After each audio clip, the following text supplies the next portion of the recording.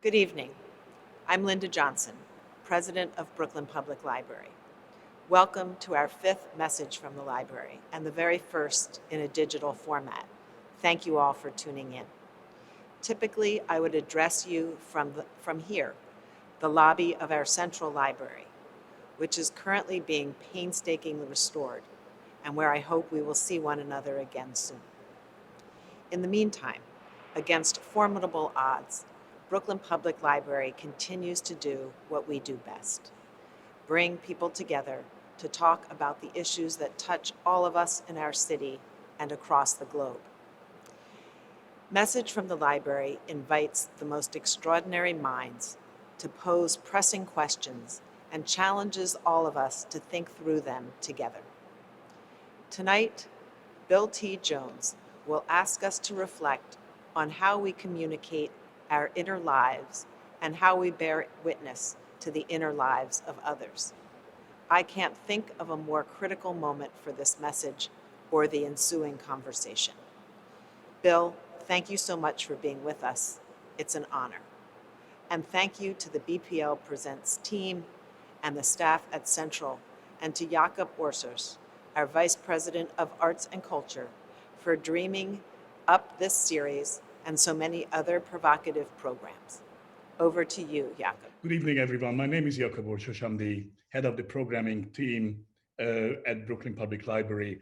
Welcome, everyone, tonight after an amazing week at Message from the Library. Message from the Library is a series at the library what we started a few years ago with the generous help of the Stavros Niarchos Foundation.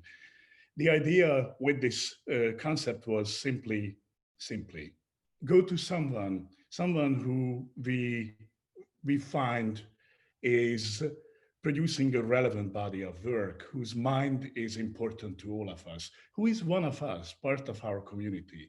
The idea is to go to someone, this time Bill T. Jones, to share his idea about the most precarious issues, what's in the back of his mind. That's what we did with Bill early on this year. He wrote this lecture, which is actually printed in this beautiful little booklet. He wrote this in February. He was supposed to read it and deliver it on April 8th, but understandably, we had to cancel everything. So, Bill, thanks so much to come back to us on this virtual forum. As Linda said, normally we would be in the lobby of the Grand Army Plaza building at Central Building, welcoming you in front of hundreds of our audience numbers. In fact, these hundreds of people are online. Good evening, everyone, and thanks so much for joining us.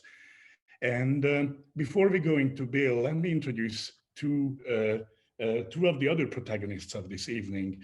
Usually the format is that after the lecture is delivered, we're gonna hand out this print format, and we'll ask you and provide you this option to either go home with this and read it again in your home or whenever you feel like it, or stay with us in the building and go to two breakout rooms and share your ideas with the moderator, with the others in the breakout room. It's a beautiful moment when it's a close reading of the text what you just heard. This time, we actually gonna do the same thing. However, we're gonna ask you to go on Zoom. Meredith gonna come back to you right after Bill's lecture and help you to go to your respective breakout rooms. The two moderators for the breakout rooms are Michelle S. Jackson. Michelle, you may want to come online just to show your face for a second. Michelle is an author and an award-winning novel, The Residue Years. It's a great one, and an acclaimed memoir, Survival Math. He's a columnist for the Esquire magazine, and he's also teaching creative writing at the University of Chicago. Thanks so much, Michelle, to be with us tonight after Bill's lecture. Other moderator is Camille Lesanmi. With her, Camille, thanks so much and good to see you here. With her own words, Camille has been a DMV clerk, a receptionist, a business school dropout, a Minnesota State Fair ribbon winner, a museum curator, foundation officer, and last but not least, is now the executive director of the amazing Laundromat Project, a New York City arts nonprofit that advances artists and neighbors as change agents in their own respective communities. Thanks so much, Cami and Michelle. And with this, let me go to Bill. Bill T. Jones, there is a reason we went to you. The reason is your mind. We usually go with this lecture to people who we think are not only relevant, but also brave and courageous enough to express themselves. So we went to you early on in January and probably last December when we sat down to talk to you and asked you to share your most personal thoughts of the moment. That moment has long gone, but we are eager to hear you, how you're going to read that lecture, which was written in the old golden time, golden age, golden or maybe not, before everything, pretty much everything has happened. And here we are in November, after an amazing couple of months, listening to you and hear the time capsule and probably some additional thoughts too. With this, ladies and gentlemen, please welcome Bill T. Jones. Thank you, Bill. Hello, everybody. Thank you, Jakob.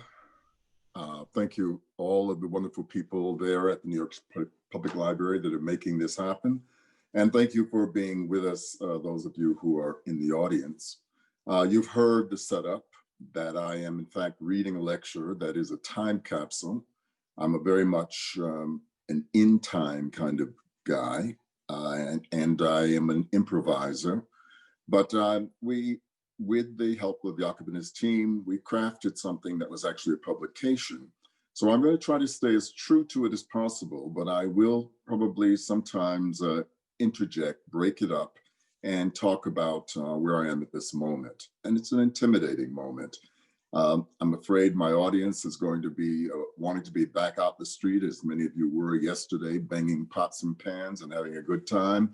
But let's stay with this middle-aged rebel who is doubting everything, but wanting to love and be loved and wants to be honest. So this lecture initially was called At Risk. Last week, or maybe when Jakob and I started speaking again, I was feeling, because of the way things were going, that it should maybe have been called On Disappointment. Then I thought the last week that it could be called Uncertainty. So to be safe, I think I will go back to At Risk. And let's take it from there. Now, just imagine that we're back in April and that we're at the library together, and let's see what happens. Some people say that the worried blues ain't bad. Some people say them worried blues ain't bad. But it's the worst old feeling that I've ever had. Woke up this morning with a jinx around my bed. I woke up this morning with a jinx around my bed. I didn't have no daddy to hold my aching head. Brown skin's deceitful, but a yellow man is worse. Brown skin's deceitful, but a yellow man is worse. I'm gonna get myself a black man and play safety first. I got a man in Atlanta, 2 in Alabama, 3 in Chattanooga, 4 in Cincinnati, 5 in Mississippi, and 6 in Memphis, Tennessee. If you don't like my peaches, and let my orchards be. Some people say that them worried blues ain't bad. Bessie Smith Mama's Got the Blues. It's an honor to be in this near sacred place with you tonight. And why do I start with a song? It's a way of speaking that's not speaking.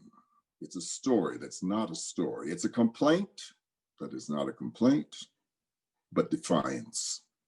It's about victimhood with no victim. And it feels so good to feel so bad. I can't say what tonight's address means, but I shall say it is divided into several sections. I will interrupt the flow of the talk, inserting stories, and there may be singing. So, shall we start? At risk. Every weekend, I have a phone appointment with my nephew. His name is LTB. My nephew is close to 50 years old now. He was a lovely child, but after a life of drugs, sex, and excess, he has now, among other problems, lost the use of his legs. Everything happened way too fast and too early. Though we had always had affection between us, we had become estranged. We decided 10 years ago to find a way back into each other's lives. These weekly calls are part of his strategy. He has no trust for other adults in the family except for the uneasy trust one has in a parent, in his long-suffering mother. I have cast myself in the role of caring elder, remedial reading, writing tutor, and more dubiously, life coach. And judging by my lack of patience and our often fractious encounters, I'm willing to say I am the life coach from hell. As my nephew, born in 1970, was just crashing into puberty in the carnage left in the wake of the sexual revolution and drug use of the counterculture, the term at risk was coming into use. It was introduced in a 1983 article, A Nation at Risk, published by the National Commission on Excellence in Education. Love and/or guilt. I puzzle over the why and how of my relationship with LTB. I could chalk it up to a tribal sense of protecting the young of my clan. Though why is there only one such relationship when I have easily 50 or more nieces and nephews? Is it because he's gay, as I am gay, with an artist wildness such as I have? Is it because letting this particular relative become an at-risk casualty gives in to a multifold defeat, gives in to the cruel prediction that as an at-risk youth, he will most likely fail and end up as human detritus? Or because it gives in to a racist, homophobic stereotype that says self-destructive, undisciplined outlaws, like my nephew, are crippled, inferior, and, quote, will get what they deserve. No, I will not give in. He wants to live, create, and thrive, and I'll be damned if I allow him to become a statistic. Our weekly meetings are divided into 4 categories. 1, health. 2, independence and career. 3, education. 4, his own creative work. LTB, a former dancer, model, songwriter, choreographer, and escort, is determined to write a show about his life that functions as a cautionary tale to young people, young LGBTQ people, as a means of warning them about what they should not do. I'm waiting to see what the show tells young people about what they should do. I trust this is coming. After his several awkward attempts to write a libretto screenplay, we were getting nowhere. To report an entire life with no experience doing so is unwieldy. He has now taken on the task of writing many different stories and anecdotes. His reading and writing skills are poor, and I spend a good deal of time correcting the most basic punctuation and vocabulary use. I must resist critiquing him at times for the simple, blatant mistakes that he makes in trying to form a sentence or trying to read one. He tells me that he always was able to read, but it was a chore. Reading was something he just had to get through. I asked my nephew, what did he truly like to do? What things did he lose himself in? This is difficult for him to answer. Was it dance? Was it music? Style? Seduction? I found out later that sex and drugs for money became a major preoccupation at an early age. Today, that is all part of his narrative, his biography, and he is determined to make a show that will help the world. Some years back, when he was on a hospital bed attempting to resist the sticky trap of TV watching, I tried with moderate success to get him to fix his focus on the true fabric, the now of his life.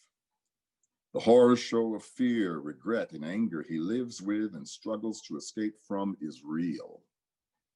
But are these thoughts and feelings the entirety of his existence? What goes through your mind lying there for hours on end? I persisted. Can you track the changing of the light in your sterile hospital room? What do you hear? Can you describe and track the many doctors, nurses, technicians, etc., that move through your space, that you interact with each minute, hour, or day? Without being fully aware of it, I was clumsily nudging him toward what Hannah Arendt referred to as the life of the mind in her eponymously titled Gifford Lecture.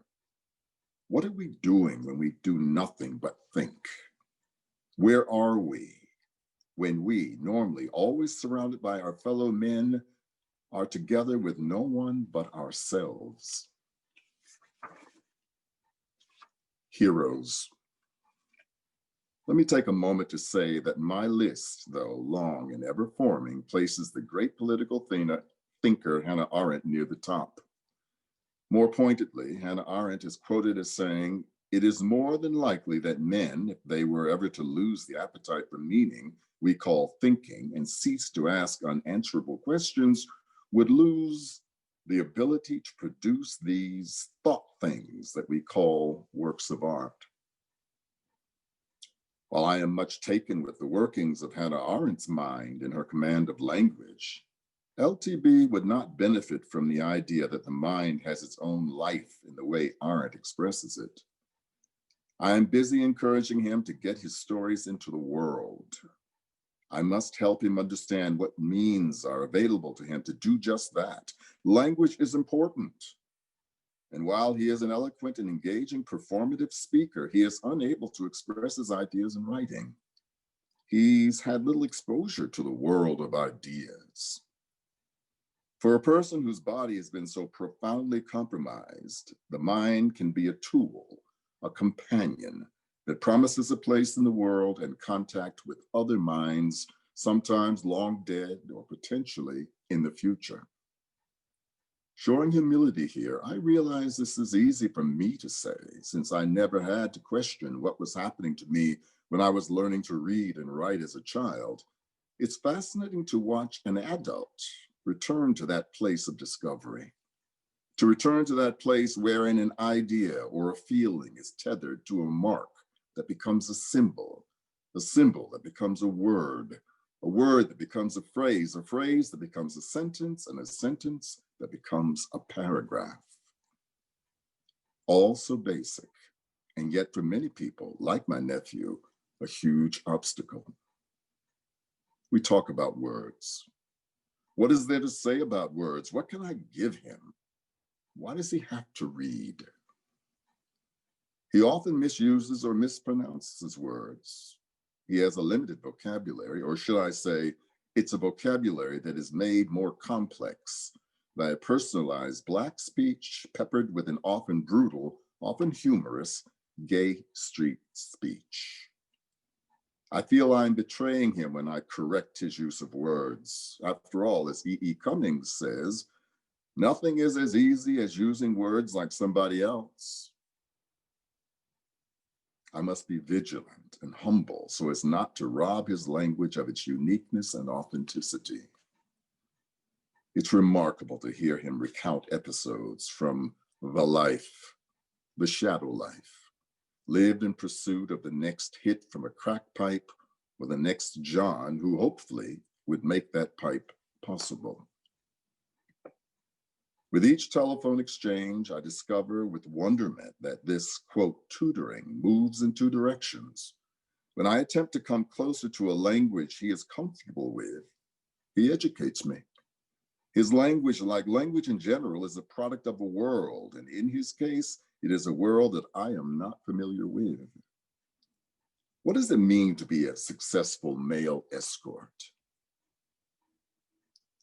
How does one buy crack cocaine in Harlem in 1983? The stories are juicy, often terrifyingly humorous.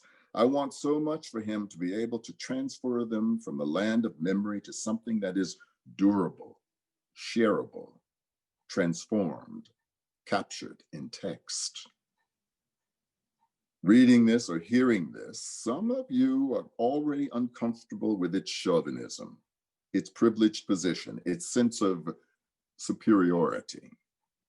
Let's call it my colonized mentality. To understand this, let's go back to the time when this writer was a young Black boy, the child of migrant workers being tutored by an ancient white lady, Mrs. Shaw, who dressed impeccably, smelling of lilacs and dabbing at her nose with a lace handkerchief. She would say, "You have to know the rules before you can break the rules." Is this still true? What would my kind educator have to say to rap music, text messaging, shorthand, emojis? Yes, his stories are fascinating, and he wants the stories to become something, to be performed for an audience. I'm not quite sure if he has a sense of who his audience will be. He says this work is for young LGBTQ people, but I suspect he would like that audience to be as diverse as possible. When he speaks of the life of a successful male escort, I want him to be able to pull back and describe what the exchange is like when a young Black hustler communicates with a white man who is judging him by his clothes, his speech, and yes, his physical allure. In order for him to communicate the intricacies of such an exchange, he has to master what every writer, reporter, and novelist must: to find the voice, the language, capable of capturing the minds and hopefully the hearts of their audience. It's moving to witness a man, a natural performer, a natural communicator struggle with this basic idea. Whenever we invite others to witness our inner lives, we are establishing a sort of contract, an uneasy liaison with other human beings. I've attempted to explain or explore with him the notion that what you say, how you say it, when you say it, is all part of this contract. When I was about to enter kindergarten, my mother and father decided that it was important I learn the ABCs. They bought me a little school desk, and I quaked with the awareness that of so many of us kids, they were choosing to give me this perfect new object, a smooth single unit, a small wooden chair, and a desktop with block and script letters of the alphabet running across it. I could lift the desktop to find crayons, pencils, and maybe even a little chalkboard. It was delicious to have my mother to myself, besides me, over me, sitting in her adult chair. A, B, C. It was easy. D, E, F. That was a little more difficult, but altogether, A, B, C, D, E, F, G. It could almost be sung, but then it became hard. H, I, J, Jones, K, J, K. What? I hadn't even seen the strap, but it was there. A, B, C, D, E, F, G. What? A, B, C, D, E, F, what? A, B, C, D. How you gonna amount to anything in this world if I don't beat it into you? You're gonna need an education, and it's my place to see that you get one. What?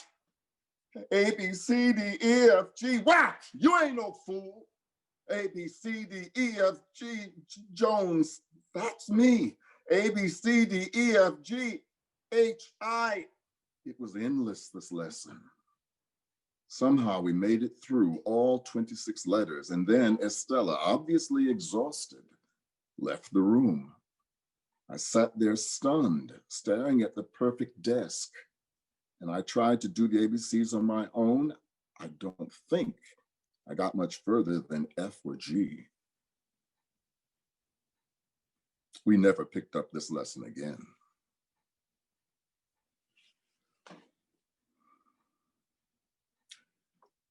One of the organizing ideas in tonight's address is my advice to the inevitable worried audience member asking in genuine concern, what is the story here? What have I missed? What's going on? Or what is the message? These queries would often be followed by, what should I do in the face of this work? Watch yourself watching, I answer. Where did this idea come from? I suspect it was in the cinema department at the State University of New York at Binghamton in the early 1970s. Though matriculated as a theater dance student, I would avidly sit in on cinema classes. I relished the regular screenings of avant-garde films. There were brilliant filmmaker teachers such as Ken Jacobs, Larry Gottheim, and visiting artists such as Stan Brakhage, Paul Sharitz, Michael Snow, as well as choreographer turned filmmaker Yvonne Rainer. A standout artist on the roster of cinema experimentalists was the Austrian Peter Kubelka.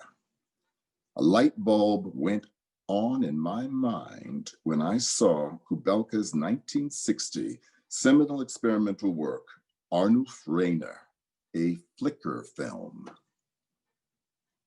This flicker film was a simple demonstration of the fact of cinema. The fact is that the moving cinema image is created simply by 24 still images on celluloid moving in front of a light source each second. Movement is 24 still frames per second. This basic revelation would influence my notions of movement for years to come. This was revolutionary for a person born into a household that got all of its information from television, magazines, film, the evening news, and folk tales. Story time, or as the old folks used to say, telling lies. Gus Jones, my father, never went for the easy tag or the scary boo. No, his stories unfolded with our being taken into his confidence. Let me tell you something. Or, I remember a night, and there was the one that began, you know that place where the two roads come together near that bridge? He'd mention a place in Georgia where the trees had grown so thick as to make the night black as pitch. No, you probably don't remember, he'd continue. Well, there's one night, my brother Slim and me been to a dance over in Valdosta, but we left too late to catch the truck back home, so we had to walk. And boy, we saw this thing. I don't know what it was, but I ain't gonna lie to you. At first, I thought it was just a puddle, something black on the ground. Then I thought it looked like a big old coon lying there. Then it looked like a dog. Then I thought it looked like a man. I thought it was maybe he was drunk, or maybe somebody had knocked him over the head and he was dead. Anyway, it was black. As we got closer to it, I saw it had a long tail. Now, you know, we thought about going all the way back where we'd come from, but we weren't supposed to be out that late in the first place. And Ike, my daddy, was surely going to whip our tails if we didn't get home. So we had to get past that thing. Boy, talk about scared. And just as we was about to get past it, this thing reared up on its hind legs, It was moving like a man, and then it was moving like a dog or something, making sounds like I ain't never heard. I was as close as I is to you, and I seen it. It had yellow eyes. We started running, my brother and me. Slim was taller, but I was faster. I loved my brother, but at that moment, I was so scared I didn't care what happened to him. I ran so fast, I thought my lungs was gonna bust. Y'all see them picture shows about them wolf men and stuff?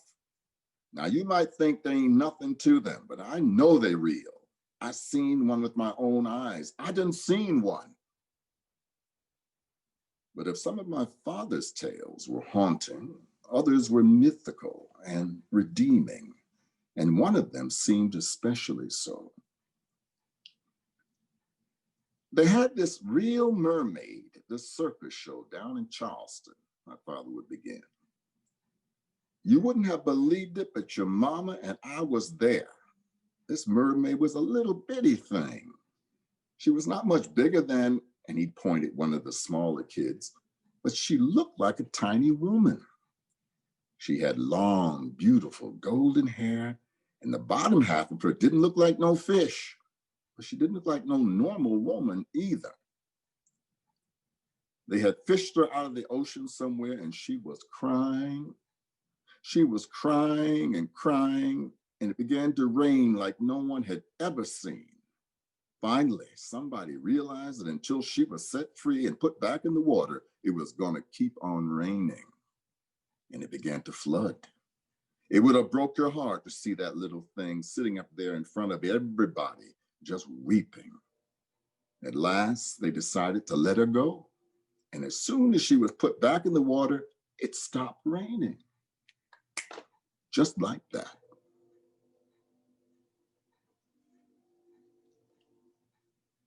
My grandmother, Big Mama, told me this one. There was a woman married to an angry man.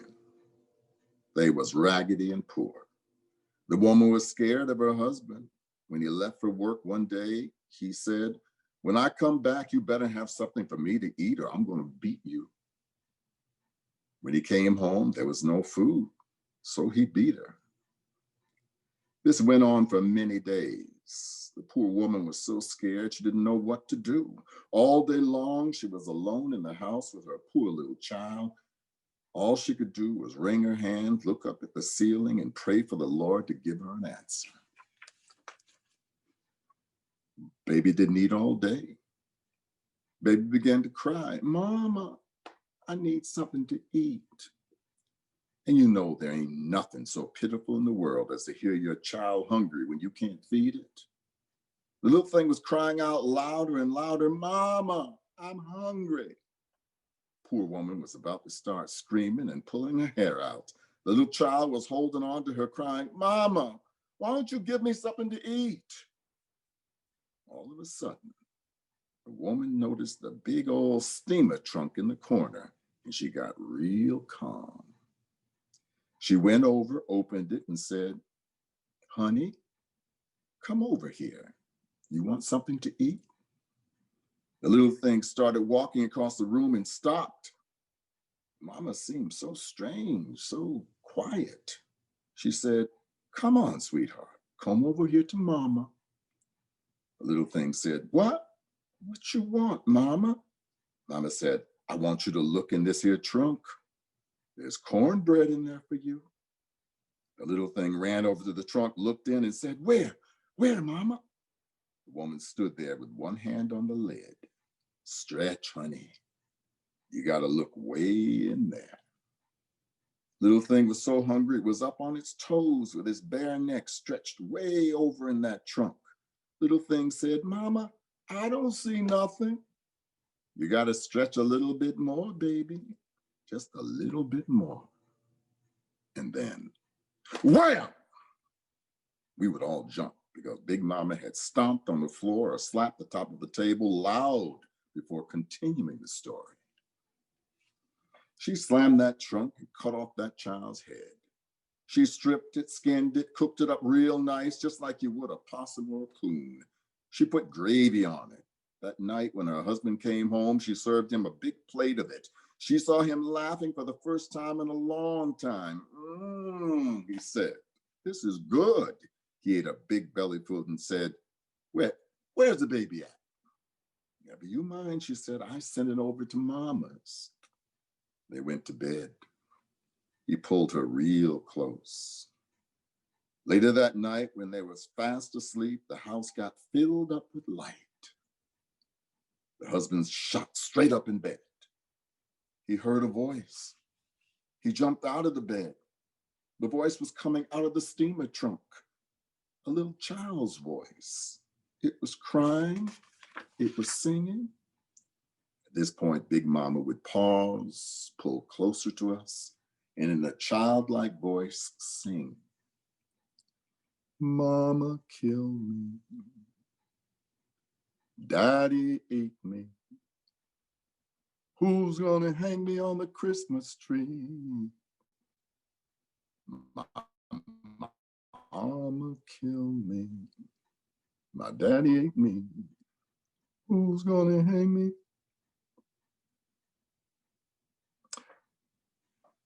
But back to the cinema department. Yes, cinema movement was an illusion, but there was more. I remember one day, Larry Gottheim showed us a work by Joyce Wieland called Sailboat. That was just that. A colorful, moving image of a sailboat bobbing up and down in deep blue water.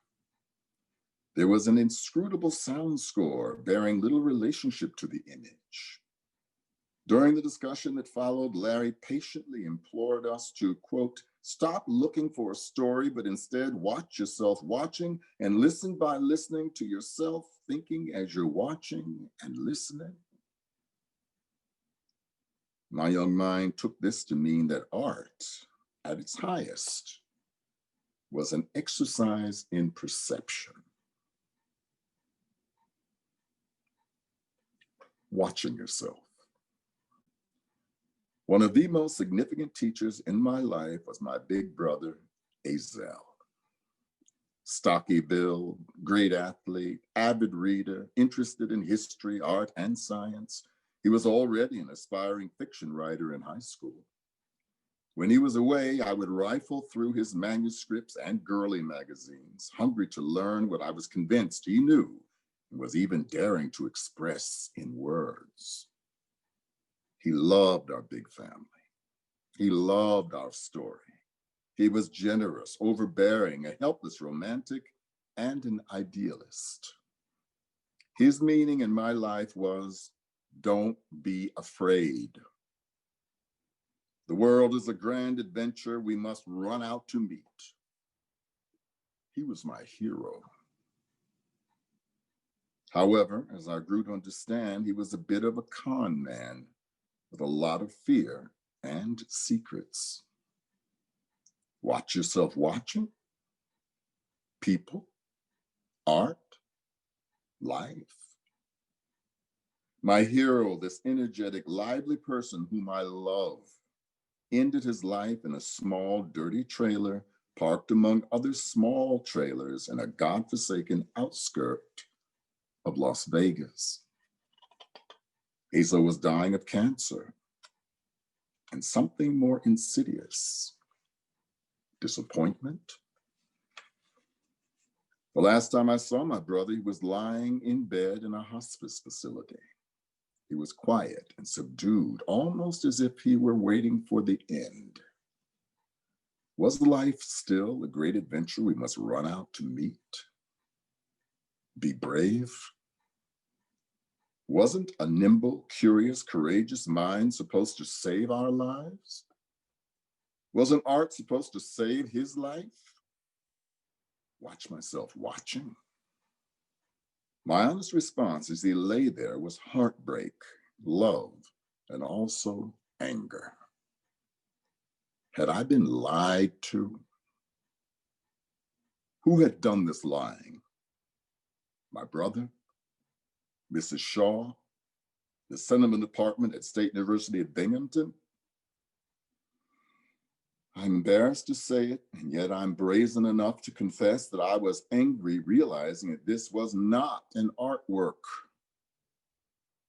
No one is responsible for it. No one knows what it means. Hazel's life was not supposed to end in this way. Our love for each other was not supposed to end like this. The lovely child, LTB, was not supposed to become the man he is. The man he is not supposed to become a statistic. Watch myself watching. Even now, tonight, even here. Forgive me. I'm whining. This is the sort of complaint I would never accept from LTB. I'll let you finish this in your groups now or at some other time.